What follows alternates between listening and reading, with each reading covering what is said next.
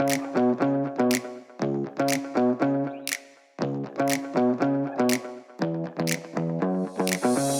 it is Friday the 14th of August. You might think the most exciting thing is that we are about to enter the era of signing new people from the teams. But did you know on this day in 1965, it was the debut of that song, Sonny and Cher, I Got You, Babe. You got us, babe. You're on No Dribble. Strap in.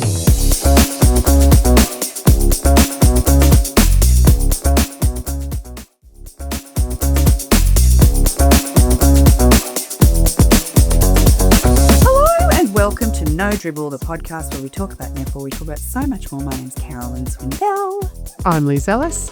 And I'm Sue Gordian. Yay! Gordy's back with us in the house. How is your jet lag? Because obviously, you know, it's now several days since we last spoke. It kind of feels exactly like it did on... don't get me wrong, a V drink down, but I'm going, okay, no, feeling fine, a few good nights sleep and back on track. Jet lag sucks, but it's part of the job. Did you hear that they are looking at banning sales of energy drinks to under 16s? I think that's sensational. That's a great thing. And I rarely ever had them. I had 2 Red Bull. I don't drink any stimulants at all, but I had 2 Red Bulls in Glasgow and I was like going mental. And this feed drink was just to get me through Wednesday and Friday's session of Dribble. Well, we appreciate you. Do you know, when I was playing, there was a period of time where Red Bull would send me heaps of product, and I don't know why or how, just random things happen when you play sport. And so I went through a stage of drinking a Red Bull before I played on a Friday night. Back then we used to play on a Friday night. My performance was appalling. I would get heart palpitations. Oh, really? Like I did it for about 3 weeks, and Julie Fitzgerald was like, "What is wrong with you?" I said, "I'm drinking a Red Bull before a game." Like, stop it. Yeah. So how many coffees would you have a day, Liz? Like, I know you love coffee. I do love coffee. I tend to have no more than 3 shots a day. I know I love coffee, but I'm not a super big coffee drinker. But when I was playing, I would have like a shot of caffeine. When I realised the Red Bull was bad for me, the shot of caffeine was good for me. So it would I think it increases your arousal. So you're ready to go. Your reflexes are better. Like an hour or 2 before a game, I'll go out and get a shot of coffee. And then I'd need to, towards the end of my career, take a Valium after the game to come back down and go to sleep. No, none of that is very good. If you're a young person listening, please do not try this at home. Last Friday, I hosted a Women in Rugby lunch, which was fantastic. It was on like level 47 of the Deloitte building, the AMP building overlooking the harbour. Absolutely magnificent. But it takes a lot out of you when you're doing one of those things. You're on all day. It was sort of 4 hours. It was fundraising, so I'm hyping people up. And then I got home and then I had to MC a gig, which regrettably I had agreed to months ago. It was fun. It was over at Coogee Diggers. It was a very fun gig, but I really had to sort of try to force myself to get back up. But I'm now at the age where I think, well, a coffee would get me through the gig, but I think I would be paying for it at 3 o'clock in the morning. So I can't do that anymore. So I just had to I had a cocktail instead, which was, you know, a perfect solution. Better choice. The weightlifters at our gym use like an ammonia thing. Sometimes if they're going to do a really big lift, because they do Olympic lifting. And I was doing a competition once and one of the guys said, "Here you go, try this." And I don't know, it's the smelling salts is the idea, but it's a very strong ammonia smell and you whiff it and you get this, you should have it now, Gordy. Like it's awful, but it does it's like suddenly your mind is crystal clear. You just, all right, let's go and do this thing. Doesn't last long, but it's not like caffeine. It stays in the system. So probably can't be good for you though. Nothing that does that to you can be good for you, can it? No, not at all. I'll tell you what is good for you. Bloody ticket sales at Glasgow. I know I've talked a little bit about Glasgow the last couple of weeks, but one of the stats that segue. Can we just pause a moment? That was a world champion segue. Thank you, Liz. Thank you. That's a gold medal. Thank you very much. Gold medals for me have been a bit thin for the last 20 or so years, so no, I'll take that. But I saw something this week, Gordy, and you might be able to validate this for me, that a quarter of all Commonwealth Games tickets sold were for the netball. If those came out at the end of the games, which, you know, again, netball probably under promotes itself. This should have been everywhere. So netball, highest attended of any of the sports, quarter of the ticket sales overall, biggest crowd at the gold medal game. And if we got down to gender specific, it would probably be the highest number of females at any event. That's my stat, but it was insane. If you got down to the best dressed, it would have been at the netball. If you got down to the loudest and rowdiest people in the streets of Glasgow, it would have been the netball. They just dominated, and it got bigger, bolder, brighter, louder, sassier as the week went on, as a lot sort of came up towards the back end when we know the games get more serious and whatnot. And the gold medal day was just huge, and well done Glasgow and the entertainment, the sports entertainment team. Hayley McKellar, who's the head of running the netball up there, just did such a good job to, the entertainment was great. They had the bagpipes come out playing 500 miles on the centre court. It was just so themed, and the crowd were just going mental. So, and seriously, like I came off when I saw that, like there was a couple of socials talking to the stats and that lickers. And I'm just like, netball should be so bloody proud of itself that that's what we just did at the games. And there's always this question mark about, Olympics, netball going to be in the Olympics or whatever. Netball owns the Commonwealth Games. Like we might only be vying for one gold medal, not like swimming or track and field, but honest to goodness, our fans, netball fans, own the sport. We are insane, and I'm here for it. I loved it. It was unreal. There was not a train ride that I had to or from the netball that someone would go, oh, are you Sue Gordian, or hi Sue, or the Aussie fans. It's just so lovely. It was just cool. So we should be screaming it from the rooftops. Absolutely. And I guess this is the whole underdog story of this Commonwealth Games with that gold medal match too. It's like that is wonderful. That's what sport needs, for people to go, oh, I've got to be here to see this because it's an unexpected result. I was watching the NRL on the weekend, and I know this is not everyone is an NRL fan, but St George Dragons, who are going to probably get the wooden spoon this year, were playing the Cronulla Sharks, who are sitting in fourth position. St George has only won 3 games. Halfway through, the crowd, the stadium filled up because people are on their phone going, our guys might get up today, get down here to see this. And people want to be there for that. They want to see that history. They want to see the underdog overcoming and the like. And that's, that was wonderful. So the sad game for Aussie fans, but the Australia-Jamaica game, which I think has brought the comment around, oh, it's great for world netball. That sort of seemed to be running off everyone's lips, whether you were Australian, New Zealander, from Uganda, everyone was saying the same thing.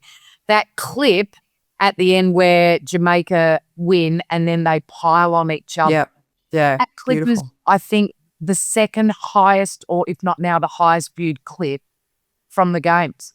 Like that. So again, like netball's just killing it. Again, I get so shitty and frustrated that, we can't get the sort of money in the game that I think we deserve or should have. I know we're in that direction, heading in that direction, but I just look and I go, why wouldn't you want to jump on this product? This product is insane. And do you think, Sue, that there were people over there from the UK potentially? Do you think there are people now who are going, well, I'm going to Sydney next year, who might not otherwise have?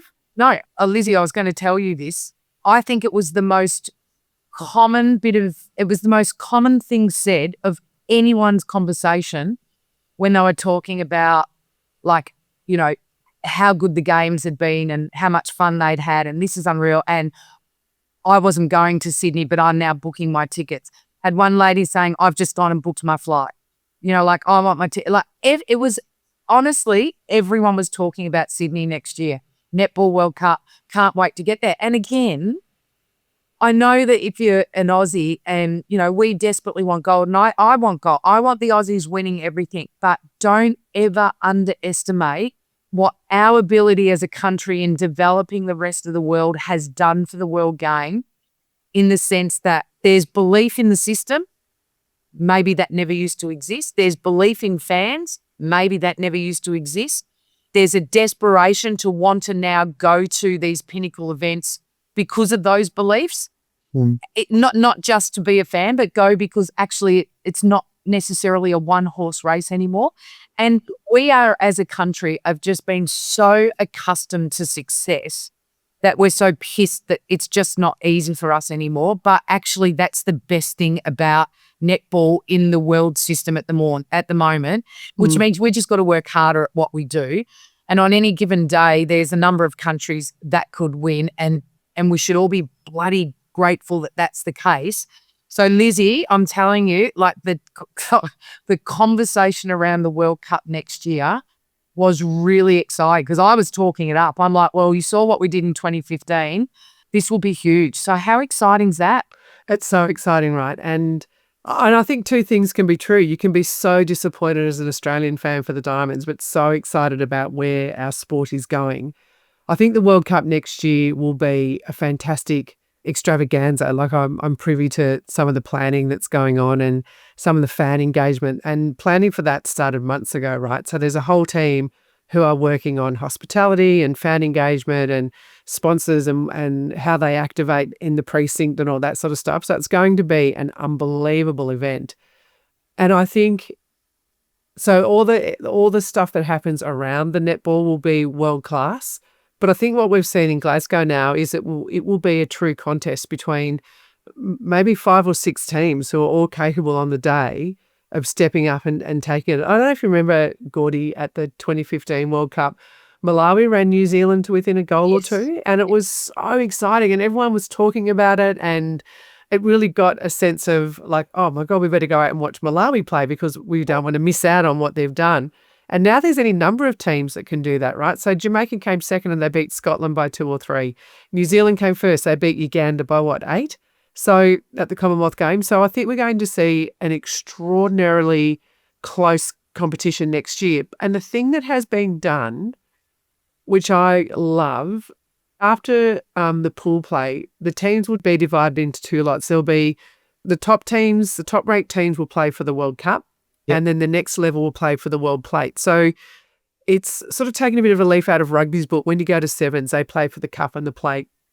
And so for those teams who don't make the cup to go into the top-ranked teams, they're still playing for something and they're still playing for some silverware, which I think is really important. So it's not just the games between Australia and New Zealand and England and South Africa and Jamaica and Uganda that you want to actually go and see like that next ranked team so that you can actually have the opportunity to see teams playing for something that's really meaningful, right? Because they're playing for a piece of silverware and they'll get to go back to their country with some silverware. So I think the World Cup is exciting. I don't know if any of you guys saw over the weekend, David Crisafulli, the Premier of Queensland, on his Instagram page had a great post. He went along to the Vicky Wilson Cup, and really I think Vicky Wilson is the Queen of Queensland. And so obviously she got him along to the Vicky Wilson Cup, and he made a speech and he talked about the fact that nothing would make him happier than to see netball in the Olympics. And, you know, he spoke about perhaps one of the kids playing here today,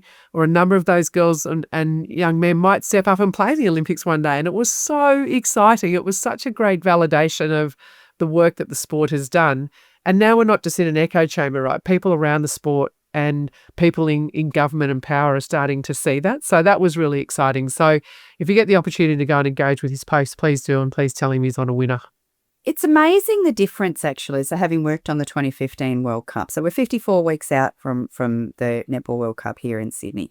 And in 2015, one of the things we tried to do was encourage people to choose a second team. So get behind another team. Yep, you're a Diamonds fan or you're a Silver Ferns fan, but choose another team. But what was happening then is it's sort of just like, oh, well, pick one out of the E because you don't know any of the players. Now we know players in so many different national teams. So actually choosing a second team is a much more viable thing for netball fans to do, because they're doing it on the basis of, I have a connection with this. So I'm going to choose the Tongatalas as my second team. I'm going to choose Malawi. I'm going to choose South Africa. You know, we know so much about these teams now, these different players, as a result of the highly controversial internationals coming into Super Netball. But I think, you know, from a tournament perspective, and not just from the people running the tournament and trying to get people engaged, but as a fan, it's going to be better for us to go along and go, I'm going to walk into a random game now with my ticket, and it's like, I know someone on both of these teams. Entertain me. Yeah. Do you know, I just think we should be more proud than worried about Suncorp Super Netball. And like all you have to do, and how blessed am I? Like I'm just a commentator at Suncorp Super Netball, but I get over to Glasgow and like I'm treated like a bloody superstar, right? Like, and this is not me being arrogant or anything, but how much people love Suncorp Super Netball as a product. Like it's just, I believe in it, right? Like I'm a massive believer in it. I'm a massive believer in us running the world's best netball competition. And I'm a massive believer in an open import policy because it's the only way we get to keep that label, right, as the world's best. And you go and plonk yourself outside of Australia in another event and people are envious of what we're doing. They're proud of what we're doing. They are massive fans of what we're doing. And like, again, I think we sit in our little bubble over here and are so privileged to have what we have that we truly are underestimating its value globally. And, you know, it's on us to find a way to make sure that Australia remain as number one. And Suncorp Super Netball is the vehicle to develop the rest of the world. There's no two ways about it. But we're still developing us. And I know that, yes, the imports are taking positions and whatnot, but it just puts pressure on our system to be better in other ways because all those other countries are still having to develop their depth as well, right? It's about depth in your system. So, but I just want to say, like, SSN as a product is doing amazing things for the world game. And then, you know, Glasgow as a tournament is catapulting people towards World Cup in 2027. It's just a really nice little period of time in netball on the world stage at the moment. And again, you go to like knowing players in other teams. You should have heard the bloody roar when Unique Pallavi walked out onto the court for the Tongatalas and doing her unique things. And the crowd are just loving her. Now, historically, they'd be like, who the hell's Unique? Like, she was a superstar. People were loving her. Talk about choosing your second team. Jamaica were everybody's second team all week. When Jamaica beat Australia, the number of people that ran out of the stadium and formed a guard for Jamaica to walk out of, like after a rock concert, and they all sort of want to see the rock stars hopping onto the bus, and it's just like chaos. That was I can't. It's just crazy at another level. So we should hold our heads high. Get your bloody tickets quickly because the Poms are coming as an example. Well, tickets go on sale, I think, soon. So, yeah, get ready. Yes, very exciting. Save your pennies. Save your pennies. All right. Well, this isn't even our netball segment, so we're going to have a little break and we're going to come back. Cordy, I've got a question for you in our netball segment. Well, I don't know if all that's true, 'cause you got me, baby, I got you. Hey. I got you, babe. I got you, babe. They say our love won't pay the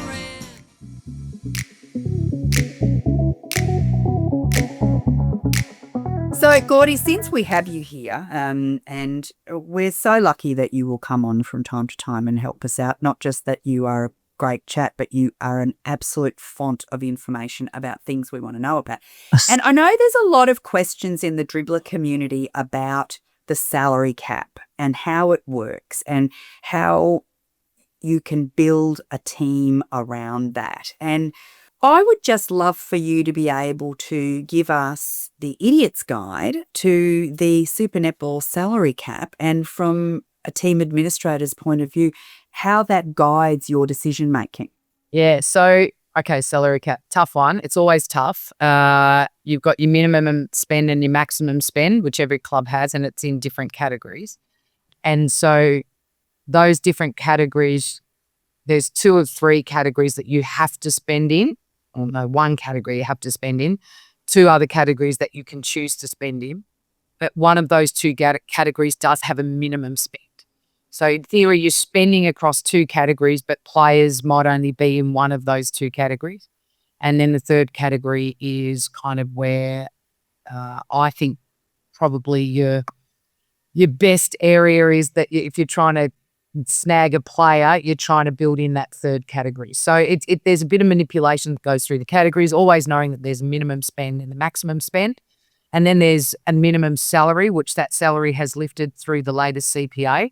And Sorry, are you about to tell us what the 3 categories are? well, there's the actual, so like, what's the best way? There's the total player salary. So that's your total player payments. Then there's your part A's, which is basically like what you call your marketing category. So it's basically clubs have to have a minimum spend in that category and a maximum spend. And it's, it's value adding to a player's ability to help you market the game, I guess. And then there's a third category, which is kind of your additional service agreements, which come through a lot of your sponsors and whatnot. So players might be targeted by a sponsor to service a sponsor specifically, or that's as an example, or, it might be a car sponsor or something like that that's outside of the vehicles that you're entitled to have within the salary cap. And that's sort of like your third category, which you don't have to spend in, but you can if you so need to, or there's a need. So that marketing spend, for instance, so some clubs, if they've got 10 players, they've got 11 players, they're probably going to try to use 3 or 4 of those players, the most high-profile ones, in a lot of their marketing. And so that means that those players, this is a consideration for those players that their image gets used more. Would that be, am I understanding that correctly? Well, I mean, that in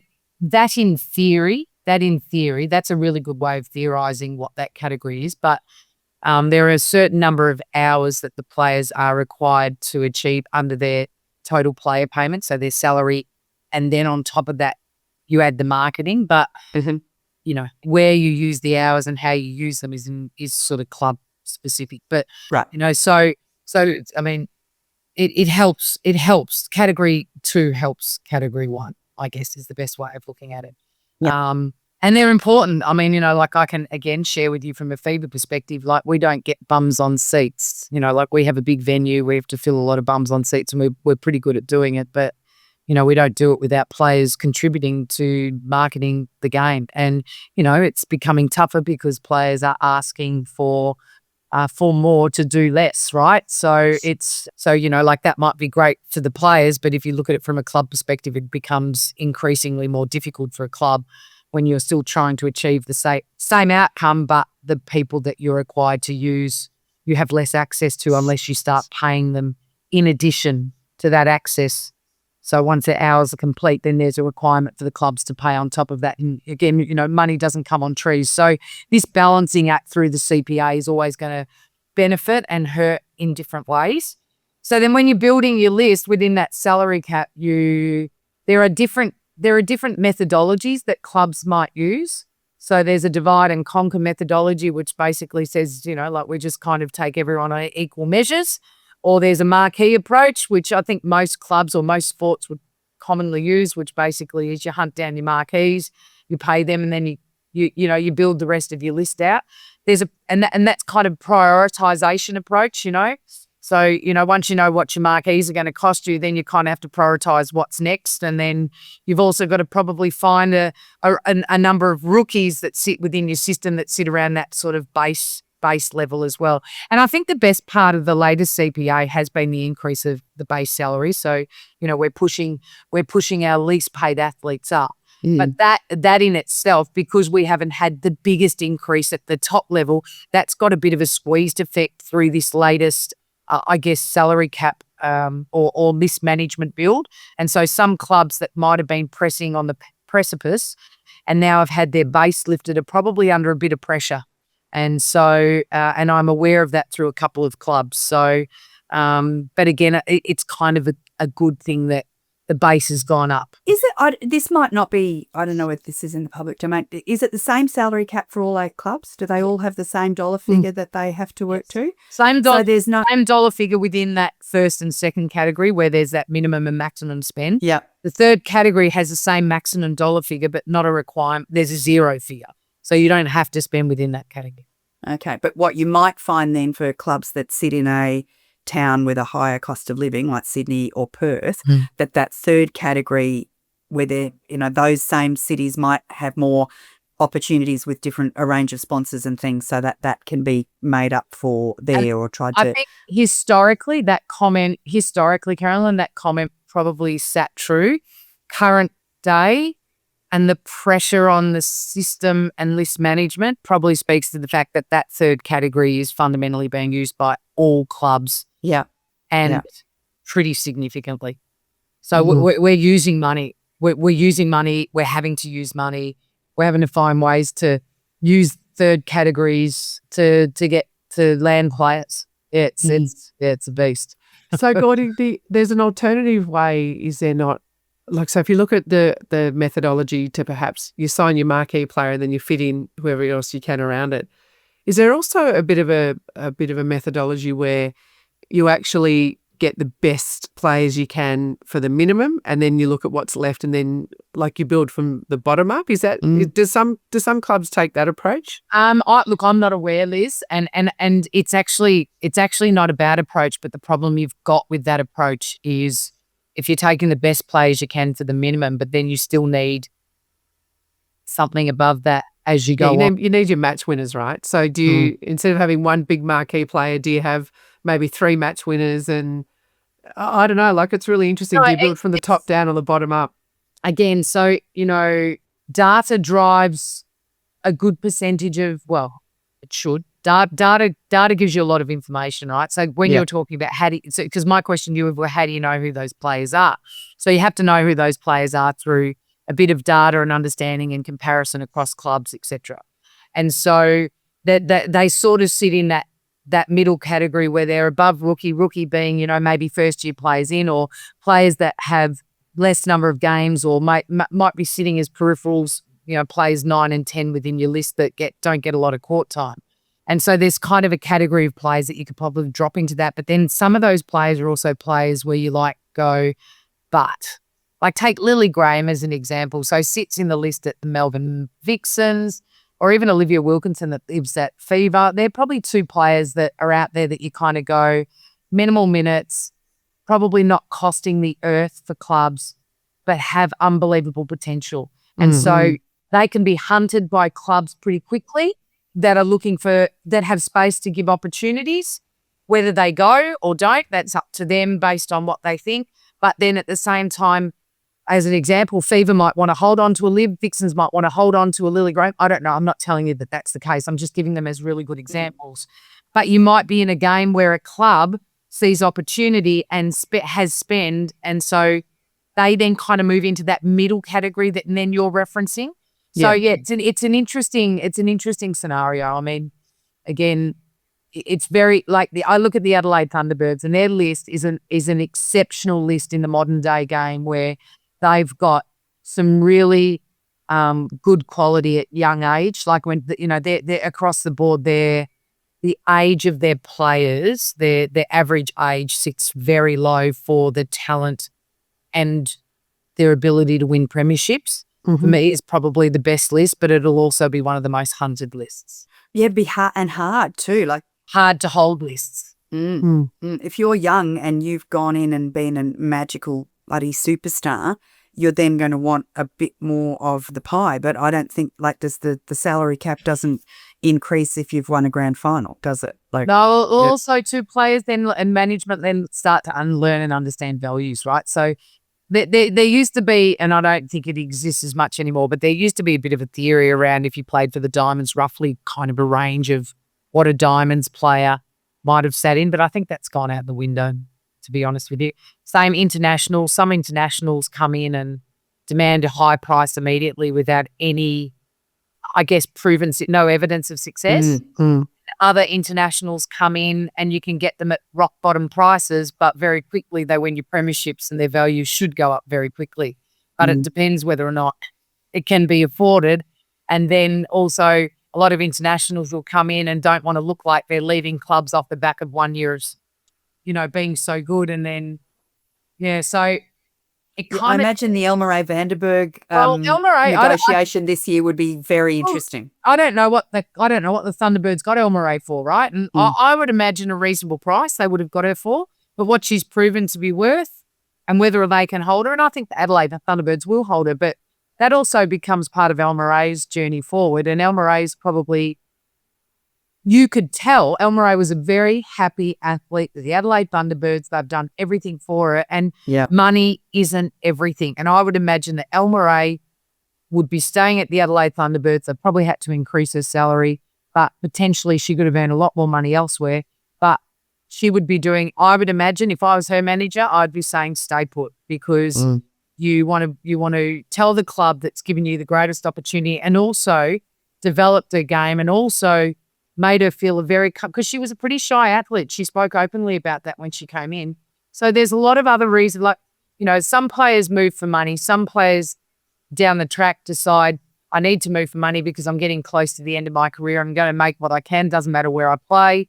And other players will come in and over time learn, okay, maybe, I might have to move for money. But a lot of players stay because they're happy and they're comfortable, and, El Moray will probably be one of those. Well, I mean, it's a big thing too. They're still young people, most of these. So it's like, okay, now go and move. I look at El Moray, for instance, and it's like you've moved away from your country, so you've moved into a town. Adelaide is a smaller town, so I think relatively easier to transition into and sort of find your place. And then it's like, well, do you want to move again? And it's like, well, I've got to weigh up then what that is and how that is. And then there's other players, obviously, who it's like, well, I can't move. I've got a family here. So we all need jobs then. I mean, well, presumably your children don't need jobs, but, there's a lot of balance. Lots to consider. And the other thing that makes recruitment really, either A, interesting, B, it becomes part of your strategy, or C, sometimes really difficult for clubs, is when players are looking for combinations. And so when they've got, higher achievements in mind, they start to look at, well, if I can go and play alongside this player, or I've heard this player's going. And so all of a sudden they start moving with longer term vision in mind. Not a lot you can do about that. So that's the other thing that can sometimes shape decisions of players. And like I look at Shamira Sterling-Humphrey and Latanya Wilson. It's like they play really well together. I looked at Grace White and Grace Wecky this year, and I wonder, in this new world, are those players talking to one another and saying, let's together try to go somewhere else where they have that exceptional connection with another player? Yeah, it's also like, players move for future diamonds opportunities, players move to feed a different style of shooter, there's a whole bunch of things. Look, I'm trying to throw everything out at you to talk. And I'm not saying that that's currently happening in the system, but these are the things that happen that, again, like I spoke earlier on Wednesday around the Jess Ansell scenario, and that, there's so much information as a club that you have to take into consideration. It's not an easy process. And again, Lizzie, we're talking about 10 players. We're not talking about a lot. There's not a lot to play with. No. And the other thing we haven't spoken about is the fact that, the Giants next year will be something different. So, but we know that their coaching staff has been set.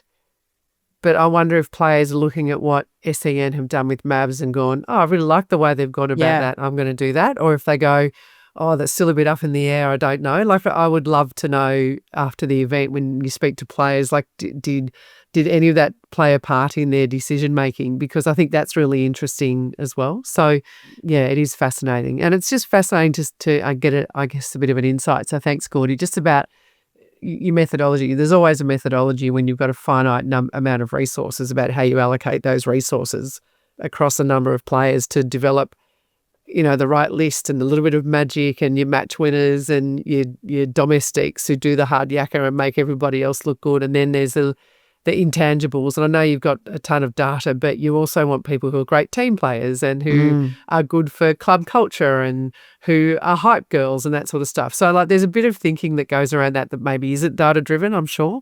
Yeah. Oh, no. It's you're looking for the holistic athlete. That's ideally what you're hoping to get. And I would imagine all clubs do their due diligence. It's not just, look, she shoots this much or she has this many intercepts. You also want to get an understanding to the best that you can try and understand beyond just speaking directly to the athlete or their manager, which often comes at times with a biased viewpoint. But you sort of want to get a holistic understanding of an athlete.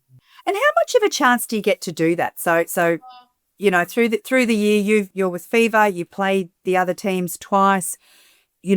How much do you get to know players from the other team as a person and get a sense of their vibe? And I think, that's where your relationships are really important. I think, you want to make sure on this management teams that you've got people that have good connections, both here in Australia and, of course, internationally as well, right? So that you can seek information where possible. And I know I can tell you, we certainly have gone on a journey as a club historically where I think, potentially we didn't do as much as we should. And now we're probably a club that goes overboard, to try and truly understand. But then there's also the other part of it is, you can spend a whole bunch of time on an athlete trying to get an understanding of them.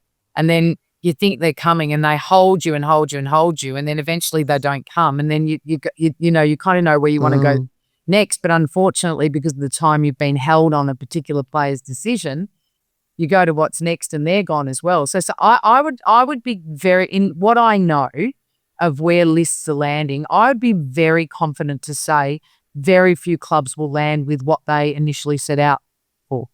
Yeah, wow. And this is, we should point out, this is the last time we hope it'll be like this. Now that players can sign multi-year contracts across multiple CPAs, this is the last time, right, that we end up in this position. So it's sort of a bit like, I feel for athletes as well. We've spoken a lot about clubs. I feel for athletes as well, because I'm sure that there's athletes out there who want to go somewhere, but they're waiting for a domino to fall elsewhere. So their whole life is being held up and they don't know where they're going because they're waiting for somebody else to make a decision, that first domino to fall. So, it's tough, really tough for them as well. So as much as it gives us lots to talk about, I actually feel like it's not great for anyone, and I'm looking forward to this not being the case anymore. I mean, it is a part of sport, and it's not unique. It happens in other sport, as in, contracting exists in all sports, right?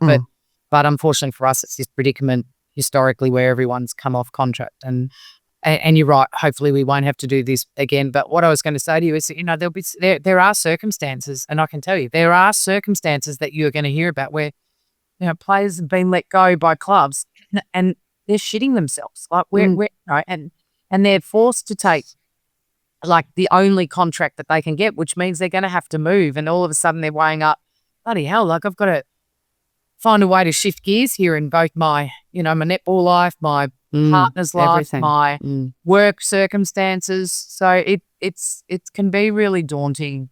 It's daunting across the board. Like, and that's, we're speaking about players. What about staff as well? Like it's staff change as well. I mean, we saw the signing of Maddie Brown going to assistant coach at the Sunshine Coast Lightning, which I think is like, I really do think Maddie's got a great young but great coaching head on it. And so I think this is an enormous pickup for the Sunny Coast. But can you imagine the conversations going on behind the scenes between the Sunshine Coast Lightning and Maddie, because Maddie's now lifting her family up from Melbourne to move up to the Sunny Coast. And I don't think Maddie would be moving with a short-term vision in mind. So then you go, well, hold on, there's just so much that plays out. It's a really tough time in our sport. It's tough for the fans because, they like certain players and certain players land in different spots. Oh my God, it's great for the fans. But it's also I feel great. bad. You too. Like I'm sitting here thinking, yeah, but I love it. Yeah. It's like every day. It's like I think it's so stressful for everyone, but also it's so exciting. I love the fact that next year it's sort of almost like how are we going at the beginning of the year to go, oh, what's the ladder going to look like at the end of the year? Because it's going to be so different. It's not like we can go, oh, well, what happened last year is blah. And I don't know. I think it's really exciting, and I'm going to savor it as the last time that our sport has to go through this trauma. But my group chats, everyone, any tiny little completely unsubstantiated sniff of a rumor which is made up by someone who wants this to happen and is doing a Sue Gordian manifesting things out into the world, and here's John Stevens walking into the Qantas Club to sit next to her, that we're all doing that, and it's so much fun. But it is that whole nature of abhors a vacuum, doesn't it? We don't have the information yet, so it's like, oh, let's just make some stuff up.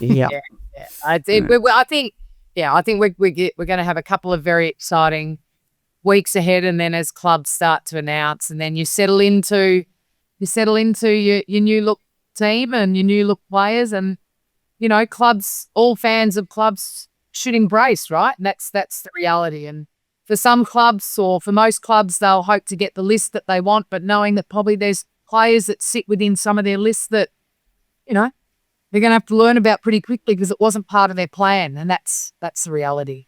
We're going to have to go to a break, but it would be remiss of us not to talk about what's happening with the Giants. And I know a lot of Giants fans, particularly the foundation members who've been there for 10 years, are feeling sad. I'm really sad. I'm sad that we're losing all of that heritage. I really hoped that we could have kept the name, given that we didn't invent the bloody name anyway, AFL. It's like it's been lifted from another sport, but whatever. I understand, fresh start, and look at what has happened with the Mavs in the last 3 years. I love it. It's really exciting, but an impassioned plea to Giants members, get behind the new what's it called? The new club. Franchise, club is the word. Yeah. Get behind whatever it is. Join early. Get the merch. And lean into it, because it is. I'm very sad about the loss of that heritage. But let's try to keep that heritage and go. This is the new iteration of the Giants, and maybe try to remember that, but build it together. Like it's very exciting times, and Yeah. And they're not gonna. We need them. We need them to do well. We all need this club to do well. We need 8 strong clubs so we can then build to 10 strong clubs. That's has to happen. So, well, here's a little insight. Their list is looking very impressive. Ooh. Very little teaser from the G Train. That's very exciting. There is talk on the No Dribble pages to what should it be. We have a lot of clubs named after birds. So, of course, this is a little bit tongue-in-cheek. The bin chickens, Western Sydney bin chickens. Eastern Rosellas has got a bit of a run, obviously, because that's Daryl Milton hitting the zeitgeist there for us. And but yeah, they'll I'm sure come up with a fab new identity. And the one thing I won't be sad is to see Gia the Giant gone. I look at that unicorn the Mavs have and go, this is a new exciting day for us to give dear Gia a rest. Yes. Can I just say though, my understanding is that one of the critical components of the franchise, it will be based in Western Sydney and based out of Blacktown. I went to school at Blacktown. I was so excited when I heard that, because that is just a growth centre of Sydney. It's a great place to be. So just well done to SEN for going, we're staying in Western Sydney. And I think that's just so important, such a great area. Well, it's a smart move, right? It's just a smart move. A smart move as a business, smart move, understanding the Sydney demographics, understanding capture zone, trying to find a way to have real clear separation from their crosstown rivals. And the Swifts really grew out of Coringa, which is northern Sydney. So I think it's like, I think back, I was reading about the fact that they're going to be based at Blacktown. I thought, my God, like when I was an 18-year-old and just sort of starting to come through, I would have been beside myself to think that there was a professional netball team where, like, in my backyard. And it's such a massive backyard. Like, it's one of the fastest growing population areas in Australia. So I just think it's terrific. And I think there's a whole lot of young women out at Blacktown in Western Sydney now going, there's a team for us. This is for me. Yeah. Well, it's for me too. The day that memberships go on sale for the new franchise, I will be buying one. I have been a Giants member for several years, as well as the Swifts, but I am going to be getting on board with this. And then I'm going to be a pain in the ass until the end of time by going, well, I was one of the first members. I got on board on the very first day. So I will be doing that. So look out for that. Anyway, let's take a little break.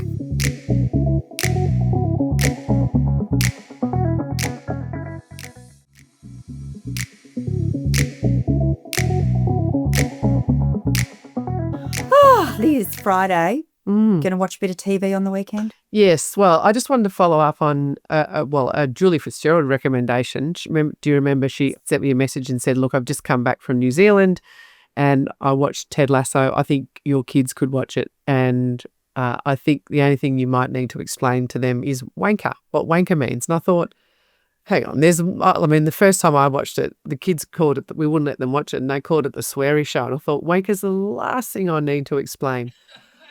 And then as we watched it, I'm like, oh, that's right. Ted Lasso constantly gets called wanker. And so last night we were sitting there and Austin goes, what's a wanker?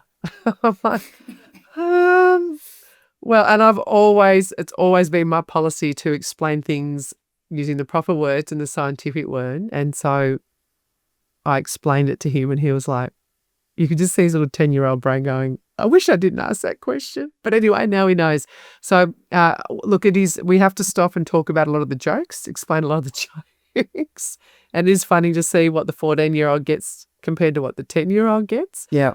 But I forgot what a great written show it was. And I forgot how mean Rebecca was at the start. In the beginning, By the end I loved her. But it's really interesting for my daughter she's loving the budding of the friendship between, Keely and Rebecca. And it's like, oh yeah, I forgot that there's this beautiful female friendship theme that goes through it really nicely. So we're about 5 episodes in. The children's language hasn't markedly deteriorated, but I think there's still plenty of opportunity for that.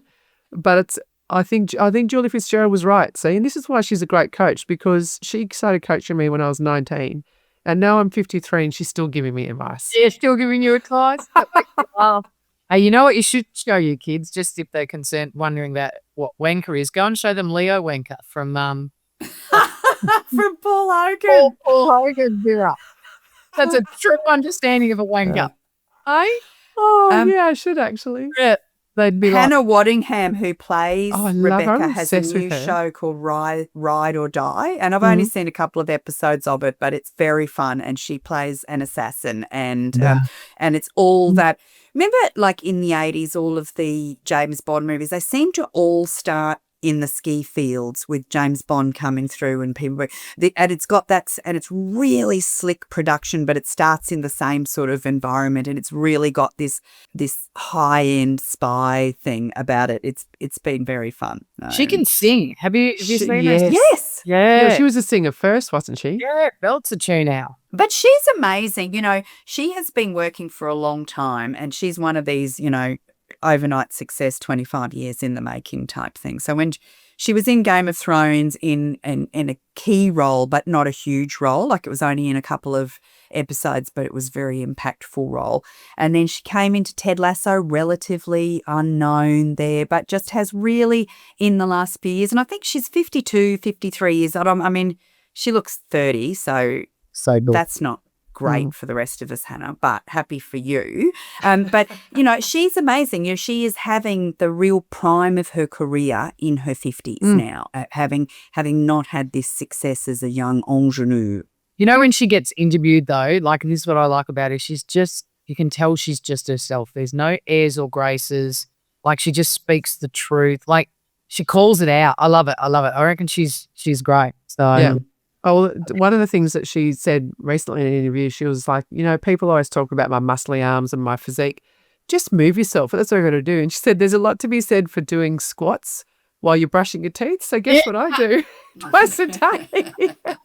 I brush my teeth and I do my Hannah squats, and I'm like, yeah, this is good. I can do this. So good. Also, if you brush your teeth with the other hand, it's good for sort of building your brain capacity, or stand on one foot while you're doing it. Try to practice balance things. So brushing teeth can be a very busy thing if you're trying to do all of these things at once. Stand on one foot in a squat with your toothbrush in the other hand, doing your Kegels at the same time. I don't know. Maybe pick some of these. Not after a few brewskis, though.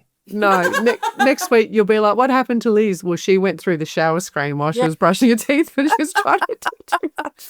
She's currently on leave for testing information that she received on No Dribble. Oh, dear. All right, well, I think that's all we've got time for. Gordy, thank you so much for joining us again this week. As always, couldn't be more excited with the insights that you shared with us, and the good stories as well. I'm going to go home and go to bed. I'm home already. I'm going to bed now. I've decided I'm done. Called. Excellent. Well, good work. Thank you for getting out of bed for the dribblers of the nation, and in fact internationally too, for the dribblers of the world. We're big over there, guys. We are big. Oh, yes. Dribble, I'll tell you, so many dribblers in Glasgow. Well, at the games in Glasgow. It is spreading at a rate of knots. Well done. You do it. It's like a virus. It's like virus. It's good. Good. Well, thank you all for joining us again. I'm Carolyn Swindell. I'm Liz Ellis. I'm Sue Gordon. Bye. Bye.